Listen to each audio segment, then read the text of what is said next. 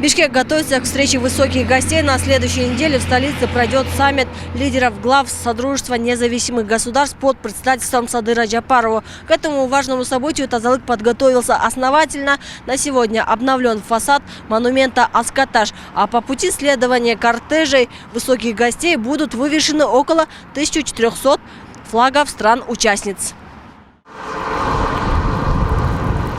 9-10 октября полностью завершатся работы по установке флажков на трассах государственного значения. А на въезде в город возле монумента Аскаташ силами работников заменен асфальт, отреставрирован и обновлен фонтан.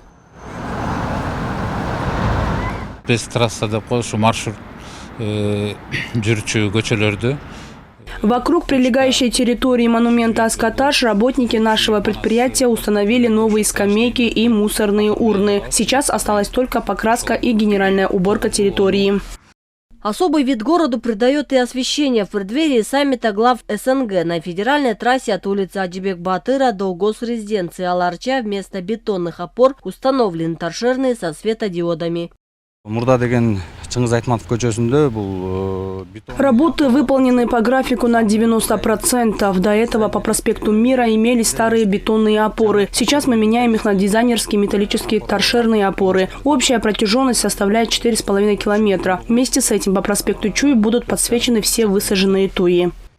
Кортежи делегации проследуют по маршруту от аэропорта Манас по улице Фучика до проспекта Чуй, а дальше до проспекта Мира и вверх по проспекту Мира до резиденции. На пути следования кортежей муниципальное предприятие Бишкек-Зеленхоз высадили более 1760 штук хвойных, в частности вот такие вот туи. Брабант, Смарант и Житылджант. Этим сортам туи отдали предпочтение при покупке. Сейчас Бишкек-Зеленхоз завершает озеленение и благоустройство участков в преддверии предстоящего саммита. Но работы по озеленению столицы будут продолжены и дальше. Мы сейчас составили договор, закупили с Краснодара в количестве 2700 штук. Они уже в пути. Даст Бог, уже вот завтра, послезавтра они у нас поступят. Работы в целом мы закончим понедельнику, вторнику, потому что еще дополнительные виды работы нам предоставили.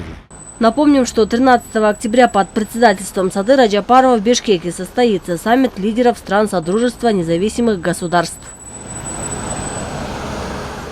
Джибек Исакова, Бекзат Машрапов, ЛТР, Бишкек.